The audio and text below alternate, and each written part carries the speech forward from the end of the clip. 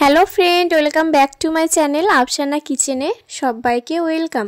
তো চলে এসেছি নতুন একটা রেসিপি নিয়ে। তো আজকে করেছিলাম চিকেন পপকর্ন। তো আমি কিভাবে করছি ভিডিওটা প্রথম থেকে শেষ পর্যন্ত দেখবেন। তো যদি ভালো লেগে থাকে অবশ্যই একটা লাইক করবেন, যারা নতুন তারা ইউটিউব থেকে দেখলে সাবস্ক্রাইব করবেন আর ফেসবুক থেকে দেখলে ফলো করবেন।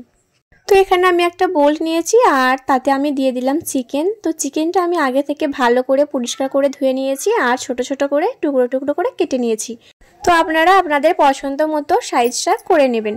তো তারপর এখানে আমি দিয়ে দিলাম টক দই। তো টক দইয়ের পরিমাণটা কিন্তু আমি একটু বেশি করেই দিয়েছি। তারপরে দিয়ে দিলাম ব্ল্যাক পেপার, মানে যেটাকে আমরা গোলমরিচ গুঁড়ো বলি। তো তারপরে এখন দিয়ে দিলাম স্বাদ অনুযায়ী লবণ, হলুদ গুঁড়ো। তো সব কিছু কিন্তু আমি 1 চামচ করে দিয়ে দিয়েছি। তারপরে এখন দিয়ে দিলাম লঙ্কা গুঁড়ো, জিরে গুঁড়ো, ধনে গুঁড়ো। তো তারপরে একটু কালারের জন্য দিয়েছি রেড চিলি পাউডার। তো তারপরে এখন আমি দিয়ে দিলাম কর্নফ্লাওয়ার। তো এখানে আমি 2 চামচ মতো কর্নফ্লাওয়ার অ্যাড করেছি। তো কর্নফ্লাওয়ারের পরিবর্তে আপনারা কিন্তু চালের গুঁড়া অ্যাড করতে পারেন। তারপরে আমি দিয়ে দিলাম বেসন। তো এখানে আমি বেসন 2 চামচ দিয়েছি। তারপরে সব উপকরণগুলো হাত দিয়ে ভালো করে মিশিয়ে নেব। তো সব উপকরণগুলো মিশিয়ে নেওয়া হয়ে গেলে আমি কিন্তু এটা রেস্টে রেখে দেব পুরো আধ ঘন্টার জন্য। আর এটা কিন্তু মাখিয়ে নেওয়ার পর কিন্তু ফ্রিজে রেখে দিয়েছিলাম। তো মাখানোর শেষে এখন আমি দিয়ে দিলাম সস। তো এখানে আমি ডার্ক সয়া সস দিয়েছি, তারপরে দিলাম টমেটো সস।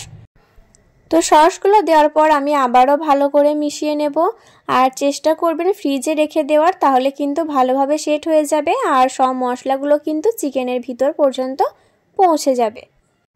তো এইভাবে কিন্তু বাড়িতে চিকেন পপকর্ন তৈরি করে নিলে আর কিন্তু বাইরে থেকে কেনার কোনো প্রয়োজন হবে না। আর খুব কম সময়ে আর বাড়িতে থাকা উপকরণ দিয়ে কিন্তু তৈরি হয়ে যাবে। তো তারপরে এখানে আমি কিন্তু টোস্ট নিয়েছি, সেটা আমি ব্লেন্ডারে গুঁড়ো করে নিয়েছি। তো আপনারা চাইলে কিন্তু কেনাটাও ব্যবহার করতে পারেন। তো তারপরে এখন আমি চিকেনটা একটা করে নিয়েছি আর এই টোস্ট গুঁড়োতে দিয়েছি, তারপরে হাতে করে ভালো করে সেট করে নিয়েছি। তো এইভাবে আমি সবগুলো তৈরি করে নিয়েছি। আর এই দিকে কড়াই বসিয়ে দিয়েছি, কড়াইয়ে দিয়ে দিলাম সাদা তেল। তো তেলটা গরম হয়ে গেছে, এখন আমি একটা একটা করে সব চিকেনগুলো দিয়ে দেব। তারপরে কিন্তু আমি লো ফ্লেমে লাল লাল করে ভেজে নেব। তো চেষ্টা করবেন লো ফ্লেমে ভেজে নেওয়ার, তাহলে কিন্তু ভিতরটাও যেমন ক্রিস্পি হবে উপরটাও তেমন ক্রিস্পি হবে। তো আমার কিন্তু একদিকটা ভেজে নেওয়া হয়ে গেছে, এখন আমি উল্টে দিলাম। তো এইভাবে কিন্তু আমি লো ফ্লেমে সবগুলো ভেজে নিয়েছি আর এখন আমি তুলে নিচ্ছি। এইভাবে আমি বাকি সবগুলো ভেজে নেব। এভাবে বাড়িতে কে কে পপকর্ন তৈরি করে খেয়েছেন আমাকে কমেন্টে অবশ্যই জানাবেন। তো আমার সবগুলো পপকর্ন তৈরি করে নেওয়া হয়ে গেছে আর এটা কিন্তু টমেটো সসের সাথে খেতে খুব ভালো লাগে। তো আমার এই রেসিপিটা কেমন লাগলো কমেন্টে অবশ্যই জানাবেন। যদি ভালো লেগে থাকে অবশ্যই একটা লাইক করবেন। তো এখন আমি আপনাদেরকে ভেঙে দেখিয়ে দিলাম। তো ভালো থাকবেন সবাই, আল্লাহ হাফেজ।